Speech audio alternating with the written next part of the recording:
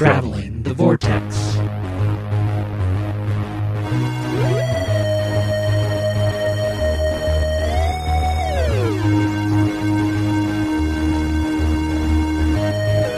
We've joined the Doctor as he travels the Vortex and arrive at Coal Hill School for episode 301. I'm Keith. I'm Sean. I'm Glenn. How are you guys? I'm well. I'm well. Did you guys have a good week?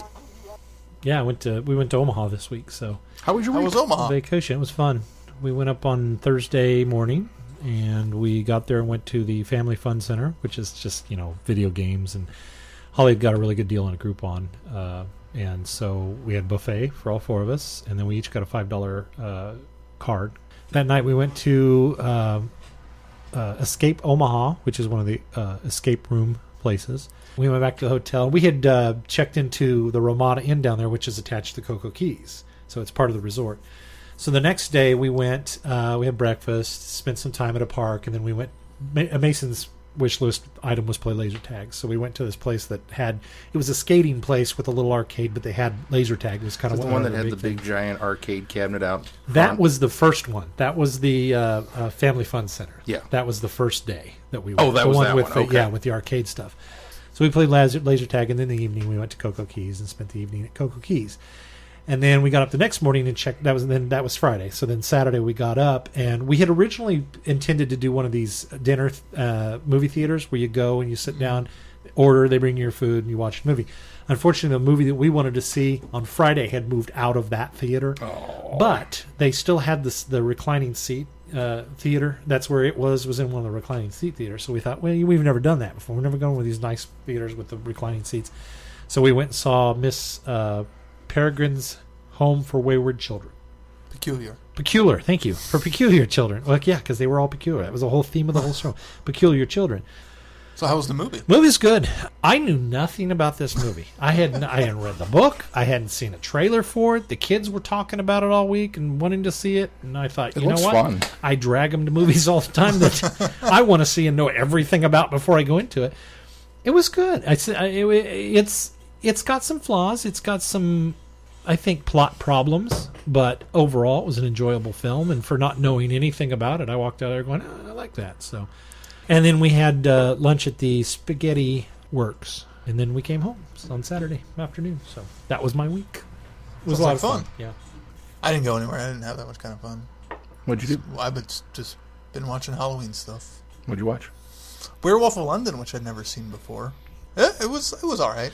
I watched that, and then watched The Wolfman, and then finally got to Frankenstein Meets the Wolfman, which I wasn't a big fan of that one either. I also watched a movie called Blood-Sucking Bastards. It is this workplace comedy. It's all right up to a point where the story is kind of and the workplace comedy is kind of until it clicks for them that there's vampires taking over this office, and then it's hilarious. Then we also watched the Rocky Horror remake, or Rocky Horror Picture Show. Let's do the time warp again. It was better than I thought it was going to be. What'd you do, Sean? Well, I too have started my Halloween watch, which is not nearly as exciting or horror-filled as yours, because we started with the Witch Mountain movies. Well, that's a Halloween movie, right? Yeah, Witch Mountain, sure. I had forgotten, first of all, how much I enjoyed the first one. Of course, they're not really witches or aliens, but No, they weren't. That was a little disappointing. Well, I'll tell you a funny story about that. Isn't the mountain just called Witch Mountain? Yeah, Isn't that why that's all it is, yeah. So I'd forgotten how much I enjoyed the first one. Yeah, I love the first movie. And then watching the second one, I realized how much more familiar I am with the second one, oddly enough. You know why? Because that played regularly on HBO. Is that the reason? reason? The first one very rarely played on HBO. In fact, I used to make sure to catch the first one when it was on HBO because it was on so rarely. The second one was Return to Witch Mountain was on frequently. On I was like, why do I remember this one so much better? Yeah. Not that it's bad. I mean, it's Christopher Lee, right? Is the bad guy. And interestingly enough, we had Katrina with us that weekend when we decided, well, let's watch this. Now, Katrina does not so great with live action. If it's animated, she'll watch it. Doesn't matter what it is. Even if it's crap animation, she'll watch it. But the live action, she's kind of hit or miss on. Oh my God, she was riveted. She was glued to this thing like you wouldn't believe. And I don't know if it's just I don't know if it's Disney magic at work. I don't know if it's the right age to see Escape. kids with powers. Escape or Return? Return. Okay. Kids with powers doing. I don't know what She was riveted to it, and we went, huh, okay. And then the next night we watched Bedknobs and Broomsticks because we had her, so we're trying to keep it a little more PG. Which actually does have witches. Which does have witches. She was riveted to that. And I was like, score! I'm so happy that she's, liking some of these. So now I can't wait to get some. Well, it's got a nice mix of animation in it, too. Yeah, that'd be the good stepping stone into live action. Just the middle part when they go to... the Isle of Nabumbu. Nabumbu, yeah. So we watched that, and then we watched... I watched Ghostbusters, the remake. And I don't think we've talked about this yet. No. Mel watched it with Julian. They both hated it. So I sat down and watched it. Meh. It was okay. I really wanted to like it because it's Ghostbusters, and I love Ghostbusters. I found it to be very frustrating because it could have worked as a third movie. There's no reason to do a complete reboot on it and reset the universe. And that's one of the film's big flaws. Not as a fan of the originals, that it's not set within that same universe, but that it took so long to get going. Once they become the Ghostbusters and they're actually out there in the jumpsuits busting ghosts, that part's not bad. It's kind of enjoyable. Yeah. The opening slog is so like, get on with it, get on with it, get on with it, get on with it. And you just, I don't care about these characters at this point. I don't care about who their lives. I don't care. They're just not interesting. The effects were great. It wasn't the total train wreck that I was really afraid it was going to be. But it certainly wasn't a good movie. I really can't even say that, I'd watch it again. Now that I've seen it, it's like, meh. We watched Creature from the Black Lagoon, which is the first time I'd seen that one. I had never seen it before. I thoroughly enjoyed it. But then we followed that up with The Mummy. We had such a good time with Creature because we loved The Invisible Man. Mm-hmm. I'm still to this day mesmerized by that one, how good it is. So we watched Creature, and it was pretty good. So then Mel was like, well, let's watch another classic. I was like, all right, because I kind of figured if I can get one out of her every year, I'll be all right. But she went for two. And I was like, okay, cool. So we watched The Mummy. I don't know why I was so scared of that movie as a kid. Well, I think Boris is very imposing in it. He is. Well, he's I don't think I ever got past the first 5 minutes. But, yeah. I ran out of the room after that. There you go. He's got those eyes. Yeah, oh, yeah. And they really play it up he's with got the a makeup and the monster look. lighting. And, he's very... And even the old lady lines around his face, Yeah. But yeah, it was okay. It's one of the few where I can actually say, and this is sacrilegious, I guess, but I kind of enjoyed the Brendan Fraser one more than the original. Just because I had more fun in it. But I watched Independence Day Resurgence. How was that? I really enjoyed it. I had a lot of fun. Now, it's not as good as the first one. And I think what makes the first one work for me, I really kind of thought about this. The first one was this big, epic, serious, dun dun dun, aliens are coming thing. And you didn't realize it until after you'd seen it like 16 times that it's almost a comedy. Mm-hmm. That it's not a spoof, but it's very tongue-in-cheek with the playfulness. This one takes itself seriously and doesn't get that it's the sequel to the spoof, so it's it's a little too serious about it. I think it's worth watching. So that it's dumb fun. Don't get me wrong. It's a Roland Emmerich film. It's a Roland Emmerich film. You have to expect a certain amount of that when you go into it. But we found it thoroughly enjoyable. And we watched Race to Witch Mountain. And then we watched Witches of Eastwick, which I'd never seen. I'd seen bits and pieces of it on HBO, probably at an age when I don't know if I was quite prepared or allowed to watch those kinds of movies. I thought there was going to be a lot more sex in it, quite honestly, based on what I had seen on HBO. There wasn't. But it was fun. What was the other one that we just did? Oh, The Last Witch Hunter. Oh, yeah, with... kind of continuing the witch theme unintentionally. Vin Diesel? Vin Diesel. Yeah. Thoroughly enjoyable. That's just a fun popcorn movie. It's got a real cool, splashy look to it, and it's a decent plot. And again, Vin Diesel's one of those guys that he does what he needs to do, and he does it well. And it's kind of like, yeah, all right, I'm on board with one of these films. It's more of a fantasy than a horror, right? It is, yeah. Like I said, my horror selections are not even in the same vein where you guys are at, so... I'll get there eventually. But well, our bit of news tonight comes from our dear friends at Candy Jar Books. They have announced a brand new story coming out on Halloween if you pre-order Times Squared. It's called Eve of the Fomorians. I'm not sure if I'm pronouncing that correctly. By Robert Mamone. Not sure if I'm pronouncing that correctly either. Who the author has written other short stories, but this is his first Lethbridge Stewart story. So it comes out Halloween Day if you pre-order. Oh, just Halloween story at Christmas. Kind of all over the map on this. Yeah. That Charles Dickens did it. Here's the blurb. All Hallows Eve, 1969, en route to Edinburgh, Anne Travers, William Bishop, and Samson Ware come across a deserted village in the Scottish countryside, a village that is rotten to the core. Sounds intriguing. So it is set after Times Squared, but it's written in a way where you can read it ahead of it and not ruin anything. Okay. Well, except for the fact that I know that Anne Travers, Bishop, and Samson survive whatever happens in Times Squared. Yes. No spoilers at all. Aside from that. I'm looking forward to it. Yeah, it's going to be hopefully a good story.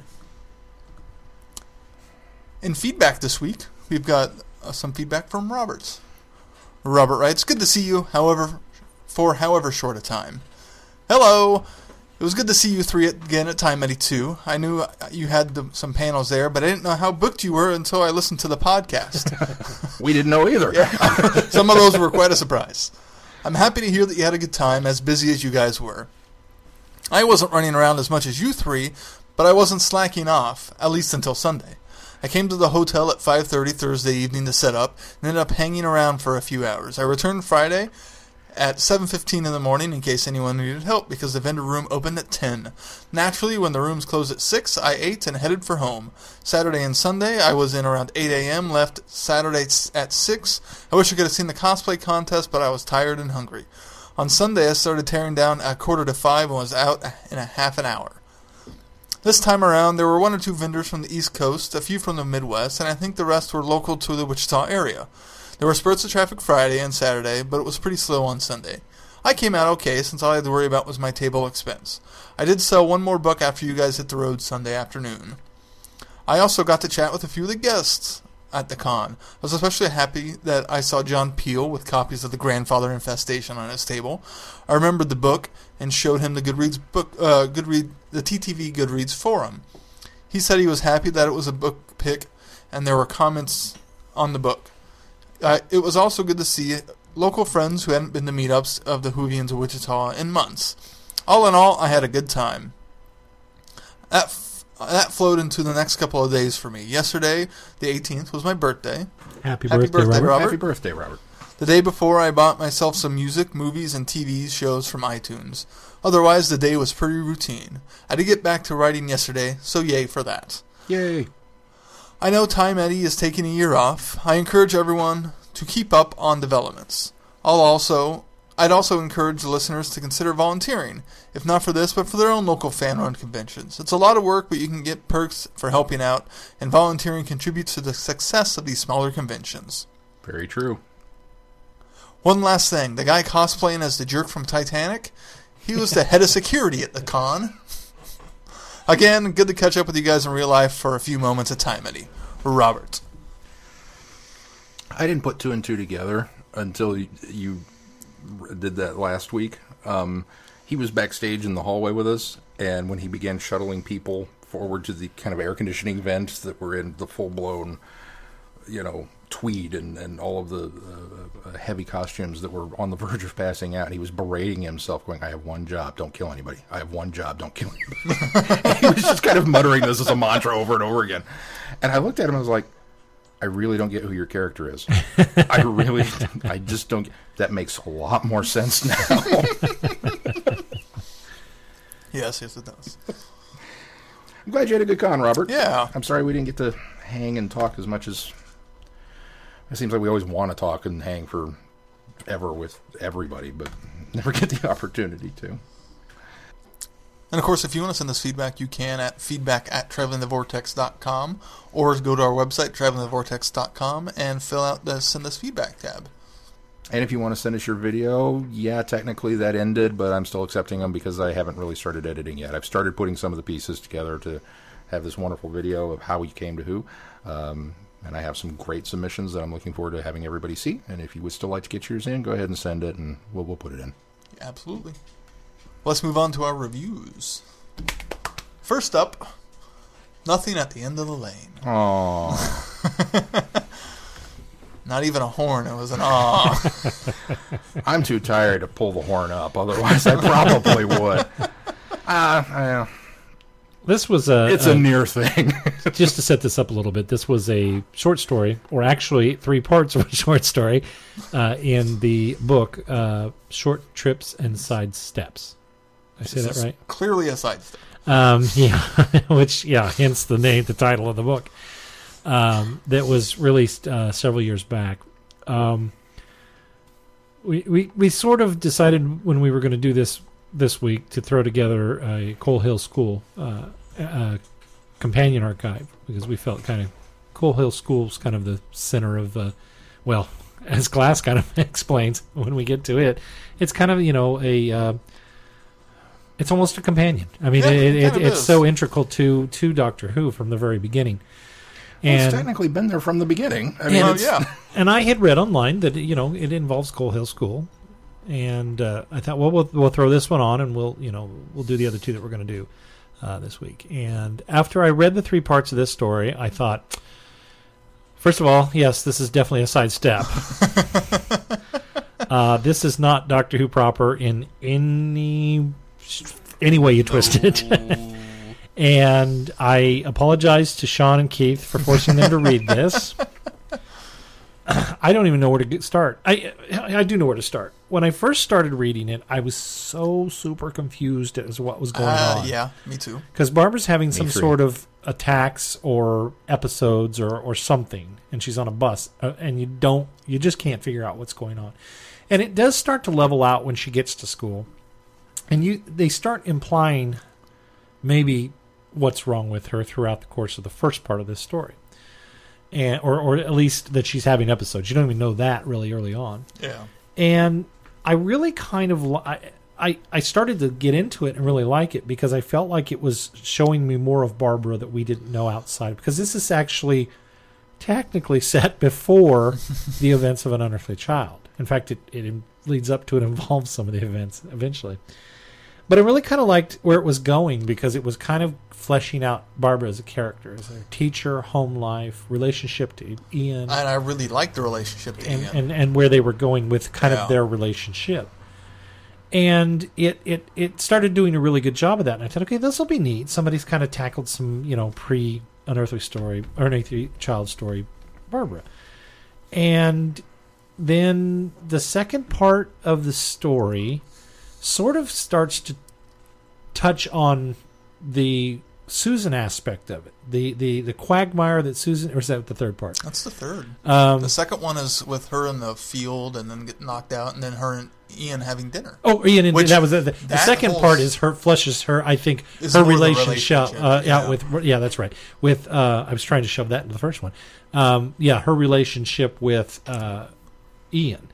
And the conversations that they have, and the views of the world that they both have, I thought were really kind of played out nicely and had this interesting quality concept to it as well. To me, that was the highlight of the book, was that whole dinner. So I thought, okay, and for those of us that ship Ian and Barbara, this is really getting. And it was almost like Ian was kind of forced upon her by the headmaster, which I thought was kind of interesting, because he wanted her to develop relationships within the school, because she was so highly advised by the governor's board to hire her and bring her to this school, and she obviously had potential and things like that.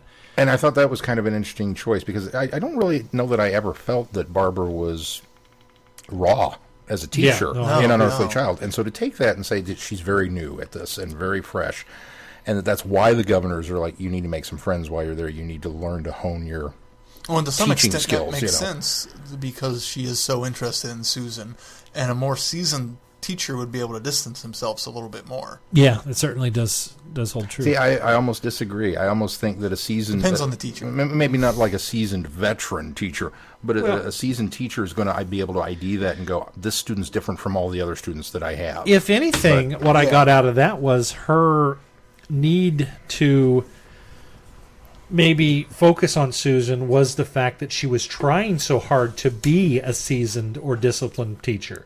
And she felt that was the right way to go about it, because she does a lot of times in her own inner dialogue, she talks a lot about, how she, that's something that a seasoned teacher would do. Yeah. This is something that a teacher And should, kind of trying to do. be harsher with them. Yeah, than she trying to be naturally harsher would with him, be. not be friends with them, that kind of thing.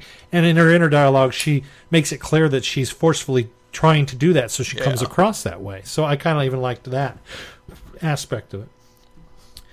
Then it gets to the third part, and again, I think that I was still intrigued because we're starting to develop that more of them recognizing the quirkiness of Susan. And in fact, at this point, they've lifted the little flashback scenes out of Unearthly Child, where Susan is the oddity, and even the scene where she's dancing to the music, and it's John Smith and the Quarrymen. And things like that, and bringing Ian on board and having him, kind of be there to confront her as well, and kind of seeing in their minds while they go about this process was really neat to see. I thought, okay, this is really interesting. But then I'm thinking, where are we going with this? Are we going to go right up to the very beginning of Unearthly Child, and then they sort of do, and then it just takes a complete left turn out of nowhere. Yeah, that's why I had a big issue with it. Wait a minute, because now suddenly, and I appreciate the fact that they're doing this sidestep, but it's as if this is a completely different world, and the doctor comes in and has the confrontation, and then he's like this evil old man who has supposedly killed Susan, and she's locked in a box, and Barbara has to fight him off, and he ends up knocking Ian, and then I'll go right out and say it. She ends up killing the old man, who's not the doctor at this point. But at one point she's knocked unconscious and sees. So the impression I got imagery of those adventures that she had. So the impression I got was all of this was an attack from an alien influence on her. And so the bit that's where she's knocked out, where it's in italics, that's real life. Yes. And the rest of this is happening in her brain, affecting her memory or imagining a different scenario leading up to that point. So it's kind of a sidestep, but it kind of isn't. It's a what if, but also this could have happened because we don't know what planet they're talking about when they're in the italics. We don't know what the intelligence is. That bit is another adventure that we never saw. And her recovering from that. And so all of this is kind of fever dreams of her while she's under attack from this alien influence. Okay, that makes it better. Yeah, no, that's I didn't what I get got that at at all. They tried to fix it with that. It doesn't quite work for me. To me, I felt like it was just a reimagining of this. That's what I thought at first, and that too. all of the adventure stuff was kind of in her mind. That was all. See, and they laid the groundwork early on with the exterminates when she was having the attacks, and those were so after finishing it, reflecting back on the entire story, all of the attacks were actual moments of lucidity. I think the problem I have with is that it. the right word? Yes. I think the problem I have with it, though, is it doesn't end where she's woke up or she's recovered from. That's the bigger issue. The problem is it ends as though that's the end of the story. And after she's killed the needed doctor. another part, a fourth part. I tried to combine the words there. From now on, fourth parts are farts. Could have used a fart, I suppose. Maybe it would have lightened the mood. It needed a fourth part to see her truly overcoming this alien influence that is giving her these fever dreams. That's what it really needed. It did not have a resolution. So this stuff not in italics is the dream. Yes. And the stuff in italics is the because reality. A lot of the other italics throughout the story is the reality slipping through. I would make a Buffy reference, but you haven't seen that episode either. I can. That fixes everything for me, except for non-resolution. The non-resolution at the end, it breaks that whole mold. And I was okay with it until they didn't resolve it. I was questioning it up until that point, and then once we got to that revelation of, it's an actual attack, I was like, that's why everything is so different. And even to some extent, Barbara having these attacks, something didn't set right with me that she had these issues. Especially since they set it up with the Daleks in that dream area, that fever dream, or whatever's happening to her on the bus, the episode. And that's somebody we didn't know on the series. Right. I think that by setting it up in a way, that's almost a misstep, because by referencing the Daleks, I suppose if you were to put a timestamp on it, we can assume that wherever the real life part of the adventure is happens after Dalek Invasion Earth. Yes. That she would have that kind of reaction to it. And that they've landed on some planet and she got attacked by something and then they dragged her back to the TARDIS and Ian squashed it and she got better. But in the meantime, she was in this coma state being subjected to these fever dreams, reliving her time leading up to the TARDIS. Okay, sure, maybe. And I think I'd have been more okay with the story if that's where it ended. But to have her start screaming, "It's still alive! We're still it still got me!" Yeah, and then that's going back into the dream again, just so that we can have her kill the Doctor. Yeah, see, within the confines of the dream. Even I don't think that works because, like, you toe that line so much in the first two parts as to whether or not this is our Barbara or not. Agreed. And I'm okay if it's not. I'm okay if you're really presenting me with something that I just never thought about or never assumed.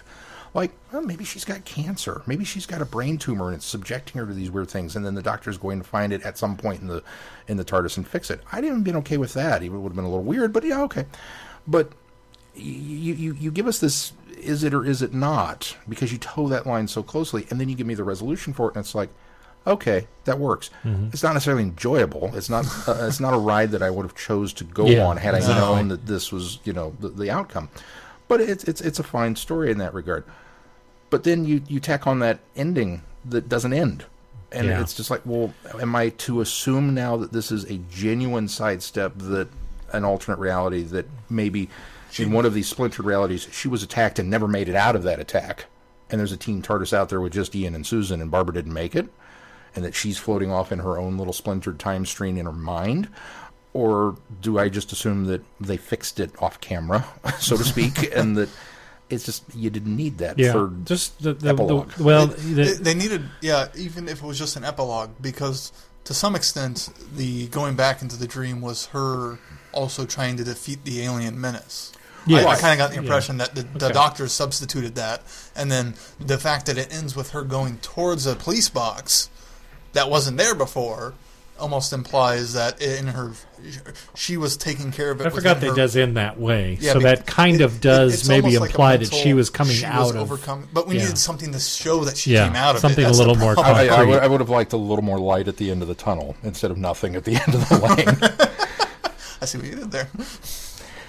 That being said, the Coal Hill aspect of this I liked because I think it really did give us more insight into whether that was reality or not. If the way you guys are describing it now kind of fixes it for me, if that was a fact, at least the reality of Coal Hill School was being brought forth from her mind, from her subconscious, from her experience. One would assume, yes. Yeah. So at least that's formulated around that, so that gives it more of a concrete, well, this really is, the Coal Hill School that we're examining here in this. And there's not a lot of it, but don't get me wrong. But you could also assume a lot of it is true, and if you strip away the attacks, I'm sure all of that you can extrapolate that all of that was pretty much how it even worked. The lunch, the dinner date that they got to have. Yes. The reason why they did it might have been different, but they still got to do that. Right. Well, I don't even think that the reason why they did it was that would have been all that much different. Yeah, it probably wouldn't have been. Because I think that because she was so fresh, and she was encouraged to go, on this, and obviously she fancied Ian anyway. She kind of alludes to that in in such a way. So the date seems to be kind of forced upon her, but also at her own her own free will of it. So, although Barbara can cook, that to me was a foreign concept.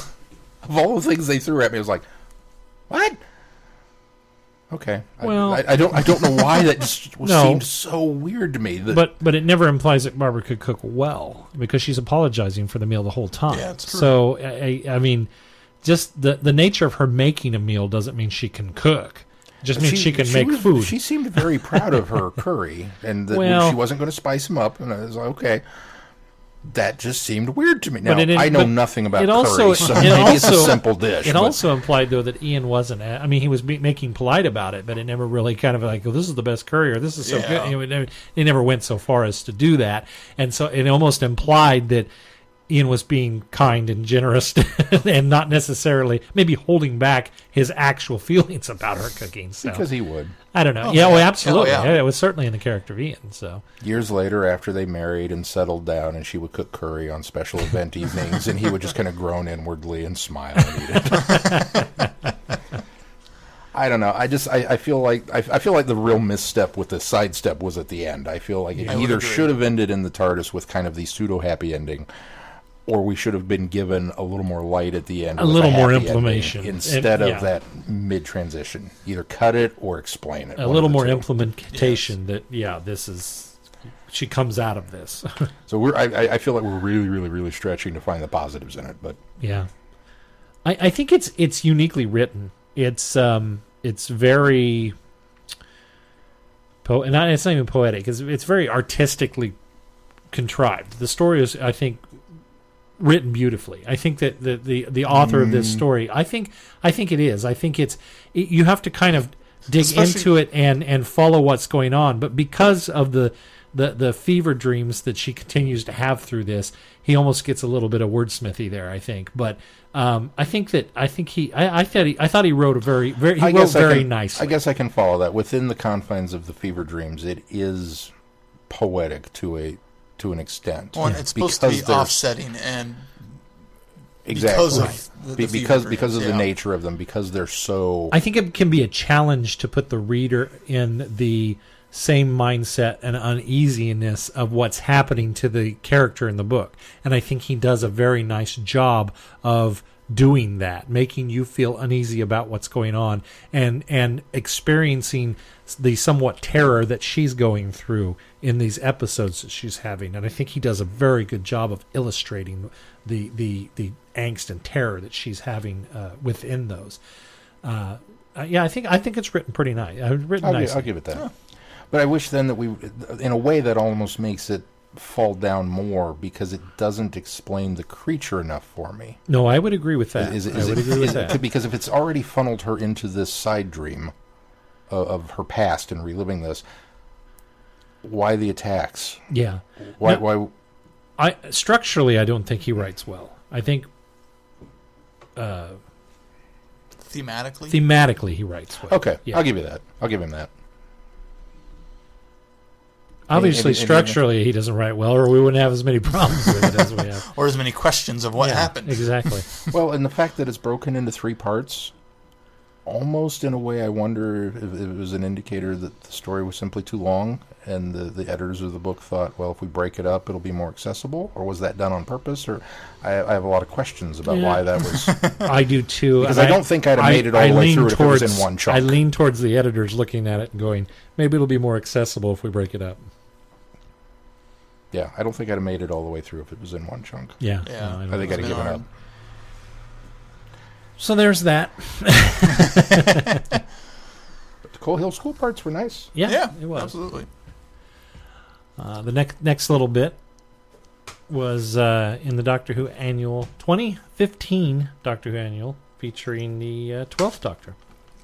And Clara, Was Clara really even in it? barely at the end. Barely at the That's end. why I She said was, featuring. yeah. Featuring Clara, yeah, that's true. She was there at the end. Almost a cameo. Which you think was a little bit of a cheat because it's implied that this takes place at Coal Hill School, but you find out that it's a facsimile of Coal Hill School where they're now this was really a young reader comic is what this was, and there is a alien race that is teaching younger aliens how to assimilate or the not even to assimilate into school, but more of a... They're learning about the planet so they can invade. Exactly. And they're utilizing a facsimile of Coal Hill School as the backdrop or surrounding to this. And hijack 2 people to teach them. I do like A French that, and an English teacher. I do like that the doctor shows up and thinks it's Coal Hill School at first. Yeah. But there's something not quite right here. He's continually looking for Clara. Where's Clara? Where is Clara?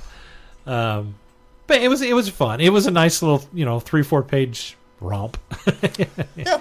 For what it was as a kid's story. It was enjoyable. It was almost like they stole the plot from Android Invasion. A little bit. It feels like we've got Yeah. a whole English village that we're going to use to practice the invasion on, and the Doctor lands there thinking it's Earth, but it's not. And then the plot comes, and we're going to take that nugget and do it in 3 pages in comic form with the 12th Doctor and featuring Clara. I'm glad it wasn't longer than 3 pages. Yeah, However I long would it agree was. with that. If it dragged it out any longer, it would not have been as enjoyable of a story. Yeah, but definitely. for what it is, that little piece, it's kind of nice.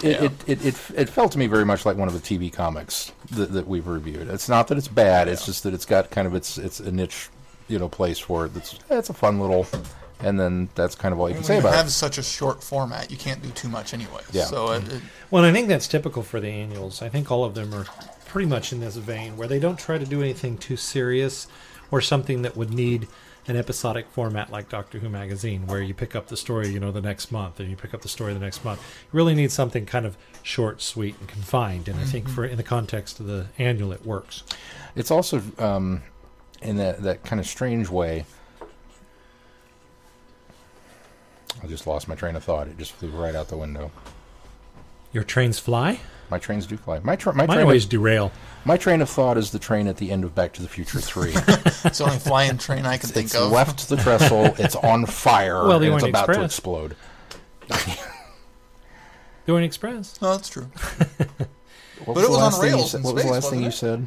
Just It's that a it was TV short and comic, concise, and short, it was sweet, concise. it's appropriate for this sort That's of what it was. Okay. structure. It's a cheat in a way that we have this grand plan of doing an archive about Coal Hill School. And as of yet, we have not had Coal Hill School. That's true. We've had a subverted, weird, flashbacky fever dream version of it that's not real.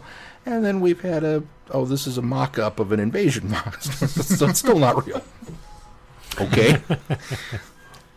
Well, should we move on to the real Coal Hill A School? real Coal Hill School, which is no longer Coal Hill School, it's Coal Hill Academy. Now, let me say this before we read the synopsis.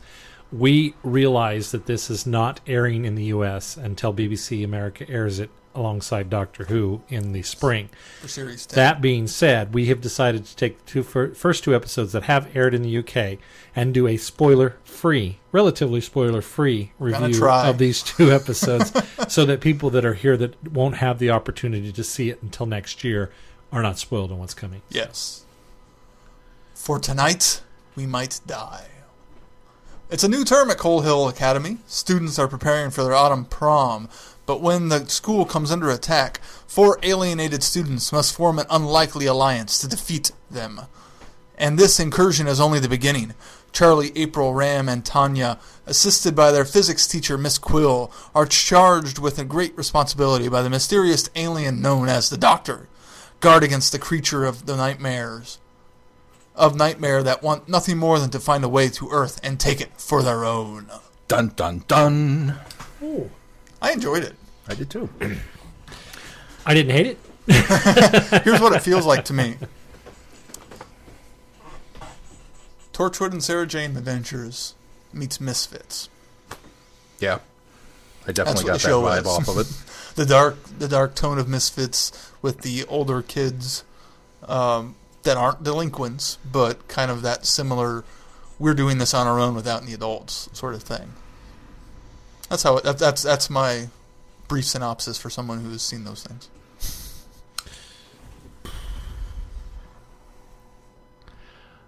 The only element of that I think I would agree with is the Misfits element. Without them being delinquents. I mean, they're obviously not delinquent kids. They're special or gifted kids because they're all in one particular class that A higher class. obviously, well, it's obviously, a gifted or higher learning class. Yeah. I don't want to sound like that I didn't like it. I thought it's an enjoyable series so far. The first 2 episodes were fun and interesting. One was better than the other. It's not one that I would. It's the first episode. One or I two, think Sean. does a pretty decent job of setting up the format of Yes. the series. I think the way that we get these 4 or 5 students, I'm not sure yet how many there are because one disappears. I'm not sure how they. I think it works how they're brought together. The thing I found most interesting, and the synopsis alludes to the fact that the Doctor shows up, and I think that's been clearly advertised. I think even and we've talked about it. lead so. up. Yeah. I felt that the Doctor in this, I felt that the one scene where we just see the TARDIS was enough. I think that the Doctor showing up and maybe kind of, I know we're trying to make this spoiler free, but I think the Doctor's used The Doctor too shows much. up and does what he does. Yeah, and that's unfortunate because maybe it's a good thing that that's the first episode and that gets out of the way, and Yeah. hopefully he doesn't show up again until like maybe the finale. Although But it makes if he me shows wonder- up and solves the problem in the Yeah, that's- finale, that's what then I I've got worry a real about. problem with the whole series because the Doctor really does kind of show up and resolve things. I And it thought makes me wonder how the kids are going to be able to try to handle this on their own when they couldn't do it in this first Well, time. that's another thing is I think this almost makes the Doctor feel irresponsible for putting all of this in their hands. At least with Torchwood, you've got a bunch of capable grown-ups being led by Captain Jack, who I think is a very capable character, and he has shown himself to be capable to the Doctor in the rest of the series, in the other parts of the series. Sarah Jane clearly has proven her worth Yeah. as being capable, even though she's using much younger kids in order to, protect Earth or protect London. This one, it just makes it feel like, of course, maybe, I don't think you could have had the 10th Doctor or the 11th Doctor leave these kids in charge, but No. maybe it works better with the 12th Doctor he's a bit more because he's a aloof. bit more aloof and maybe irresponsible. But it just, it set poorly with me that the Doctor just says, you're a bunch of kids and we've got this one quasi-adult here that, everything will be fine. But I like where they were going with it. I think that the villains were quite realized, and I like the setup of the one kid and the one teacher, and the reason why they are here, and the reason why. And that's kind of alluded to early enough on too that I don't think it's too spoiler that he's actually an alien, and he says that in the trailer. She's One of his them, so. servant slave, and what has happened to his planet, I think, is well done. So. The design of the incoming aliens, the invading ones, strike a little too close to the big alien in the Fires of Pompeii for me. Yeah, exactly. I thought the same thing. They That's were very, just very a design similar. choice Yeah, because the they were ideas very behind them are really cool. Yeah. And a really neat idea. Well, and Aliens- drastically different. and from radically the rest. different too. Yeah. So that was one design issue I had with the episode was that. But otherwise, the alien is a really cool idea and really well realized, like you said. And I think maybe I'm happy with the setup that this race will be kind of the big bad. We're obviously not done with them, but Yeah. So the first episode, I had fun. It's not something that I felt was necessary in the Doctor Who universe. But that being said, I'm glad they're trying something different and new. It doesn't feel like Torchwood to me. It doesn't. It feels a little like Sarah Jane, more like Sarah Jane to me, bit. but in a different way. Yeah. And the characters I think are well received for me. I like I each liked- individual yeah. character in their own ways. I like how the really young girl and the Indian kid kind of have this connection because she's Yeah. been helping him with his homework, and so they have a connect. And then I really like the girl that why doesn't she have any friends? April? Yeah, April. Why doesn't she have any friends? I don't know. That was the most unrealistic thing to me. She's not an unattractive girl, Yeah. and she's not She's not socially oddball awkward. and awkward. she can't get anybody to help her decorate for prom, but That doesn't mean she doesn't have friends. no, That's just it's not just a fun why job. don't you have friends? That seemed a little weird and forced. Unless She does. She has the young one. Well, yeah, she does, but it's unless we discover later in the season that she's purposely not had friends. Well, I hope they do. because of I what's hope they touch because on of what that. has happened in her past. Yeah, I hope they which they touch on touched that. on in this story. right because Hopefully, I kind of hope that we do get a little idea of her family, what's happened there. And there is the one moment with the phone too, so Yeah, that's in the alluded second, to as well. So I really enjoy the characters, and I think the chemistry between the characters is working so far. It didn't maybe work as much in the second episode as it does in the first episode, but The first one's kind of that setup. But. Well, and unfortunately, the second one kind of slips back into we may have saved the day last week, but now we're not necessarily the best of friends to create some drama sort of situation. Right. It's interesting because I feel like as far as pilots go, pilots tend to be a little rough. Overall, when you look back at them, you go, well, how did I even like this show, rewatching this particular pilot? And I feel like this one was a pretty solid start. It's a smooth start. It's a real smooth It's a very smooth, we've pulled out of the station and we're rolling, and I kind of felt like, oh, okay. I like all the characters. I like all the actors. I like the situation, that how they've set this up. It really kind of sums it up for me. It's got the tonal qualities of Misfits and Torchwood, while really kind of tonal. I would agree with Torchwood being in the Sarah Jane Adventures mold. Plot-wise, it's kind of a sibling to Torchwood, considering they were setting up Torchwood to monitor the rift of anything coming through, and that's kind of a similar plot point here. I hadn't thought of that. That's what makes me think it's Torchwood more than anything else. That's kind of my problem with it, is the idea that there's yet another rift, and we're borrowing that whole plot device, and now we've got a group of people that are going to deal with whatever comes through the rift. And this one moves wherever they need it to be. Well, it's still in the neighborhood, I guess. And the Doctor has a throwaway line about how much Artron energy that has been built up around Coal Hill over the years. Which I'm glad they said that. Yes, because I think that gives us some scientific reason. Except because we didn't really get much science in the second episode. Is there really? Because we're going to do a whole archive on Coal Hill School. Yeah, but we didn't touch on the actual Doctor Who episodes. But let's do that. We've got Unearthly Child, obviously.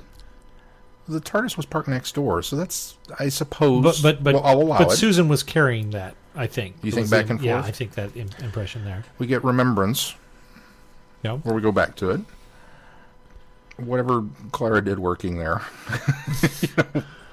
I mean, okay, go ahead. Whatever Clara, if Susan's carrying it back and forth, Clara obviously was. And how many times did the TARDIS land while Clara was there? Yeah, probably several. That's the thing. I mean, if you look at the episode list, you can't look at a lot of the past. I think the way I look at it is, anytime time travelers were in the school was probably what was creating this buildup of this, what you call Artron, I think. Artron energy.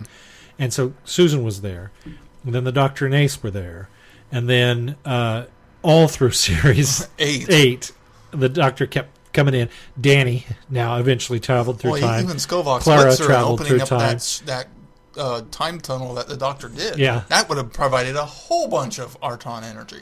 So Courtney traveled through time. So I think that I think what they're using is the bulk of series 8 is why this is. So by this same argument, there's a rift at Rory and Amy's house.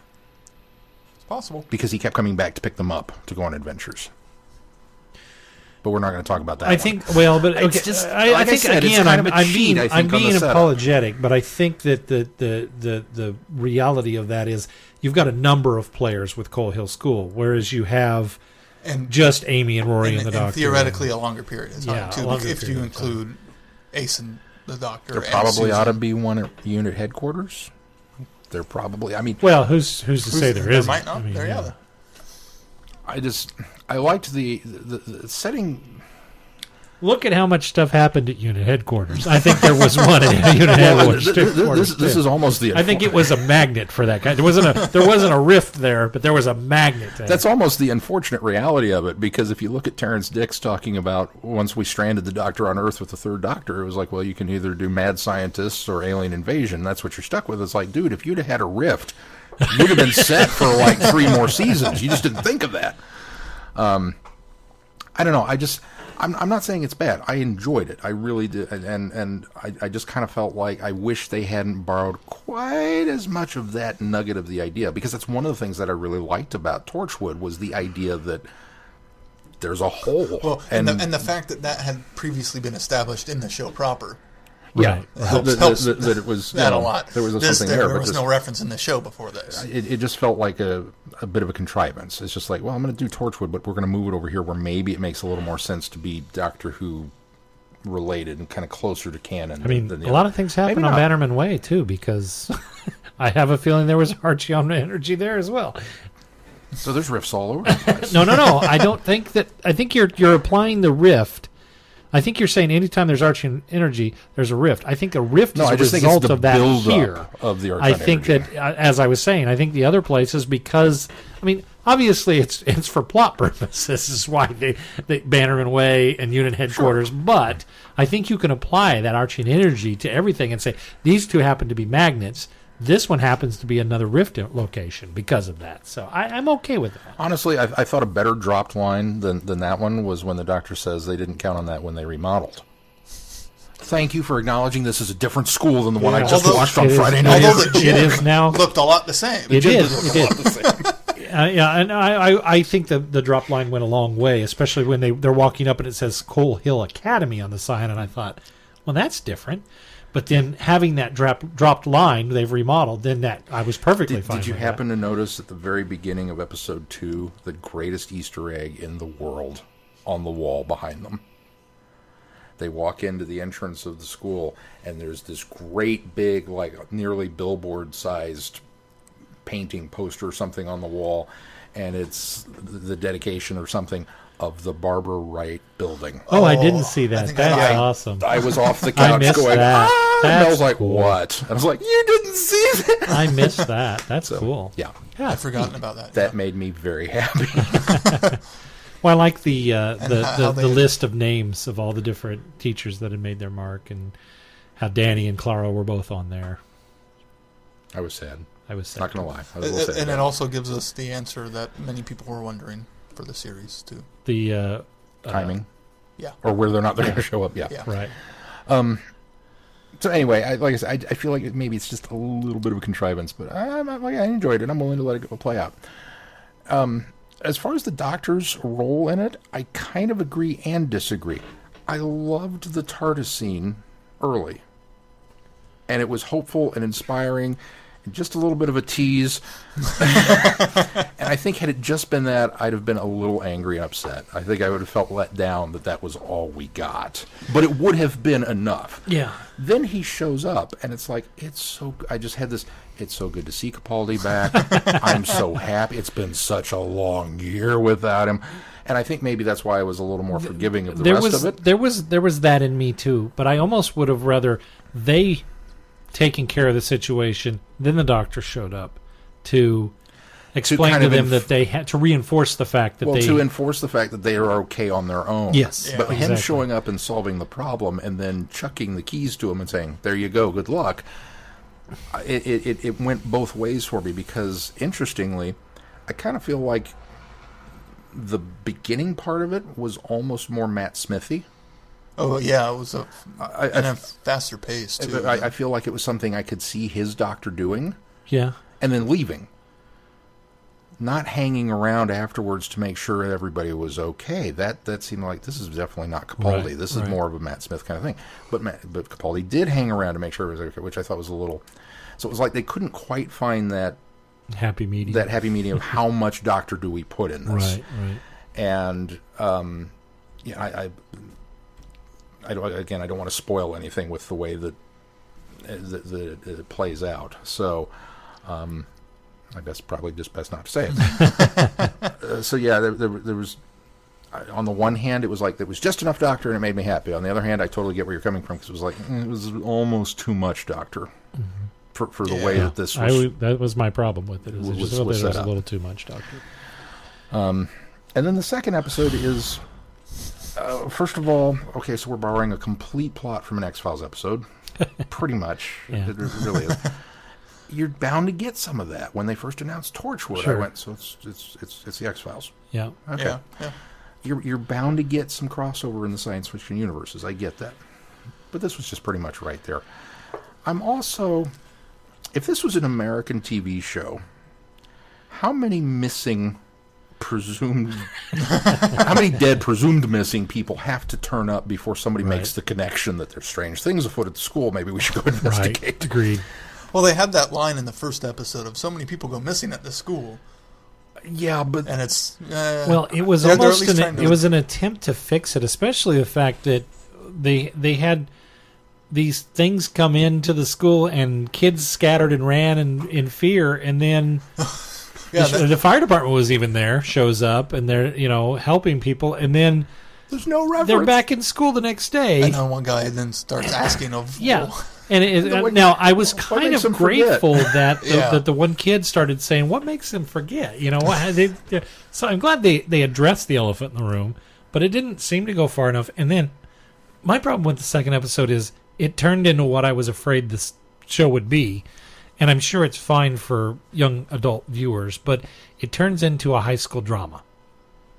It really does, for the most part. Yeah. There is the monster. There is the threat. There is the again. We've got to bring the team back together for some reason. We still aren't a team yet, but it. The second one just didn't work. What I liked about the second one was the fact that it helps Ram deal with what had happened in the previous episode, and I can't say more than that. That's really kind of the only tie Big- between that these have, other than Yeah. the fact that they're part of the same series. Yeah. that's really the only Because ongoing the- plot the- thread. But did you feel like it went on too long? Maybe a that was little my bit. problem It did. with it. Is it felt like we, and I don't But it want was him. also I don't want him to really get over. huge events I don't want to get over. I don't want him to get over that traumatic elements in one so episode. quickly. No, I would have wanted him to get over it one episode, but I don't want him to get over it super quick. But I also felt that they just kept that's what made it feel like that whole teen drama.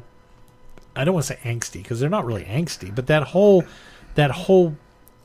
Degrassi feel. It had that, and that's what I was afraid this series would be. And I think that's what they're sort of going for, because that is that type of genre that appeals to young adults, that they can associate with that kind of storytelling. Me as a 44-year-old man, to me it was like, I don't need that. I want the action and the monster and the resolution, and See, and for me, just there was too much the of angst in episode 2 was better than the angst in episode 1 for me, because a lot of the angst was just the right amount in the first episode for me, and too much in the angst second there one. was in the episode 1, especially before things kind of hit the fan, is the this prom. is really hard to discuss spoiler free. Is It the is tough. prom and getting dates and the typical high school. At least in episode 2, a lot of the angst is the ramifications of what happened and very adultly dealing with what had happened. Well, I think they previously. do, and they deal with it well. It just For me, high school angst is, does so and so like me? yeah, but And I there mean, wasn't much of that in episode 2. that was what there was in episode 1, and I appreciated that, because that was kind of grounding for me. This one, while it probably was very realistic, there was far too much of it. There was far too much of it wasn't a just get over her. It was more of a just let's get to the root of the problem quicker and get it solved and get to the monster. Part of that goes back to the monster. Because The monster's not dispatched very well either. Well, it's No, not. it really isn't. And when you have a borrowed element to your plot that then is not taken care of very well with its resolution, I think you needed to pad with a lot of angst to make up for it. You needed to have an hour worth of TV to fill. That's unfortunate. And that's where I look at this. And going back to, for as smooth as the pilot was, this is one of those that really had a downer second episode. And you find that a lot of times in TV too, where you get maybe a rocky pilot and then it picks up.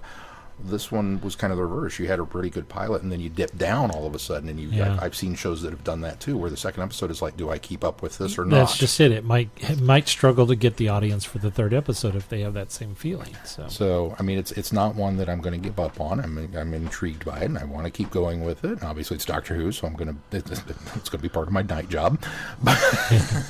But if it was just something that I was going to sit down and watch that didn't have that Who element. Mm-hmm. I would be questioning. It's like, all right, I'm going to give you 1 or 2 more episodes, and I'm done after the second one, because it's kind of got that. And you're absolutely right. It's just not for me. It's not something that's written, aimed at, or designed for my particular age group, my particular sensibilities. The Doctor Who element is what's going to keep me coming back, and the fact that it's familiar and that it's got shades of things that I like. As long as they can keep that in balance, I'm fine with the angst. Whether it's who's going to prom with me or dealing with the ramifications of stuff, that I don't think was bad. It just, I don't think it was handled well. Yeah. I think they were aiming for up here, but they kind of came in, far below that with how it was continued flashback, continued reuse of that scene, continued, and It felt that did feel very heavy-handed, like we would remember what had happened. yeah, and I mean, I have issues when any show does that. the first time was fine. The first time it was like, oh yeah, again, and then the second and the third and the fourth, it was all like, okay, we get it. Yeah. Let's move along. So there's that. There's a really interesting dynamic with the teacher,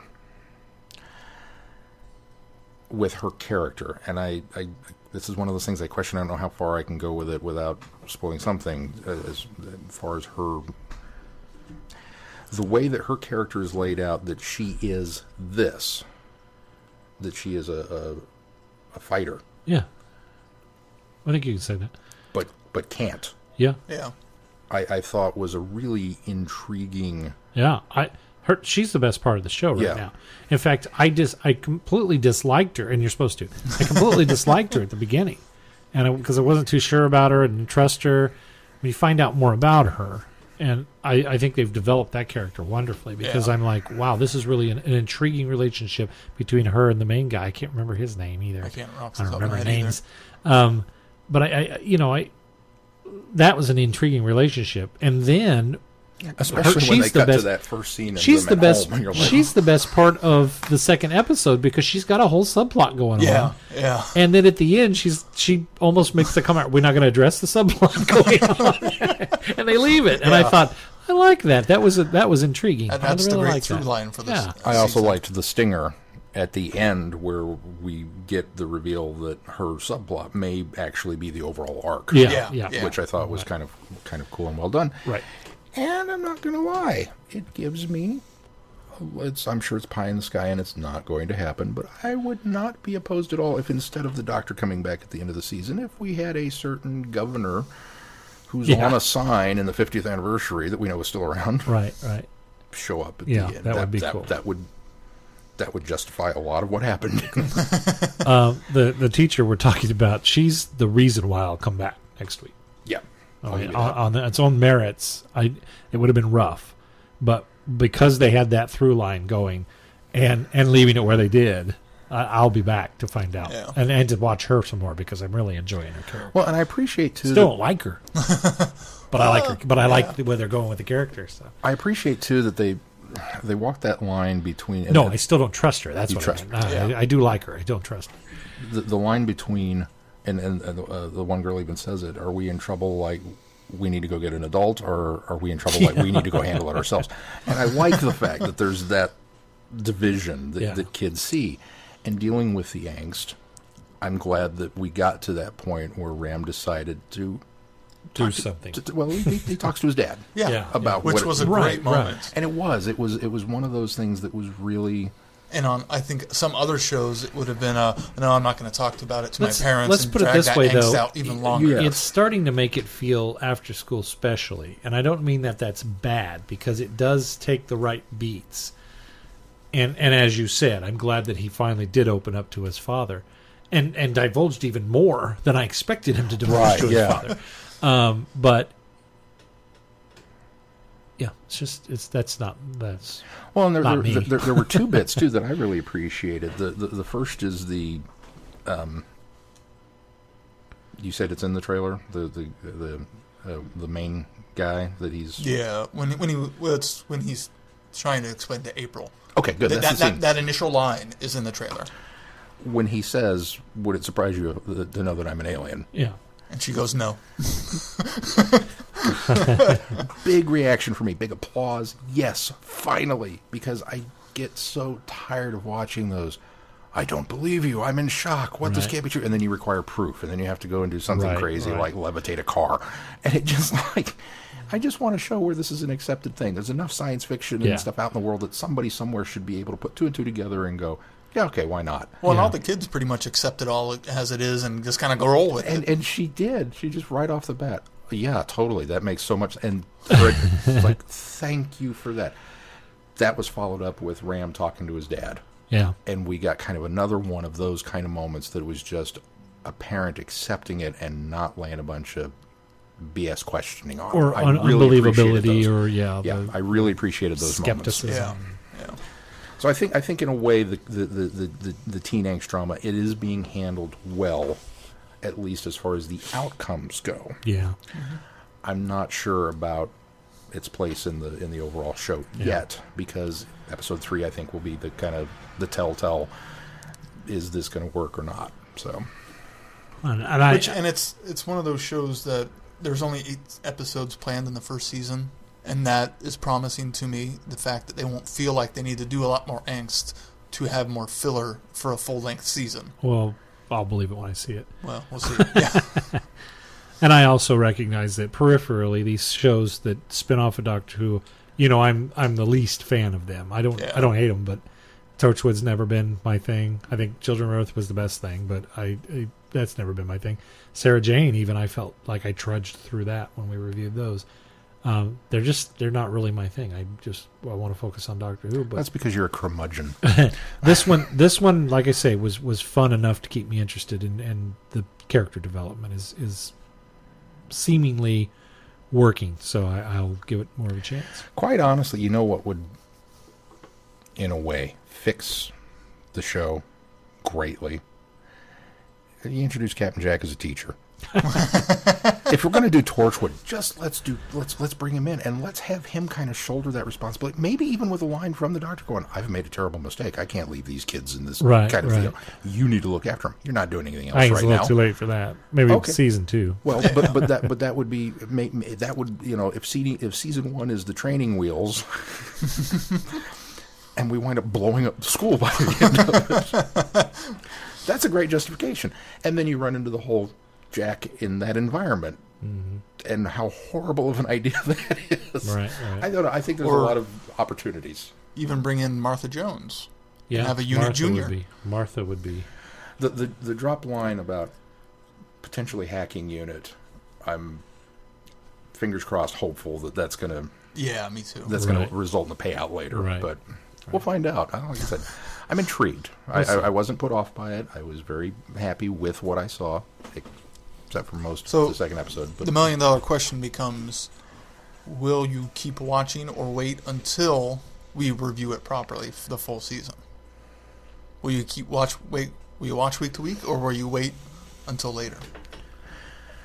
I don't know. I suppose I'll make that decision next Saturday. Fair enough. It's funny that you asked, and maybe this is the difference in sensibilities. My initial reaction is probably to wait, because I enjoy mainlining. I enjoy being able to digest my stuff, as much as I hated to do that with Doctor Who, and still to some extent do when I have to wait week to week. With pretty much anything else, I like being able to just dive in and go and get mow through it. And some shows are better digested that way, like Stranger Things, like The Leftovers.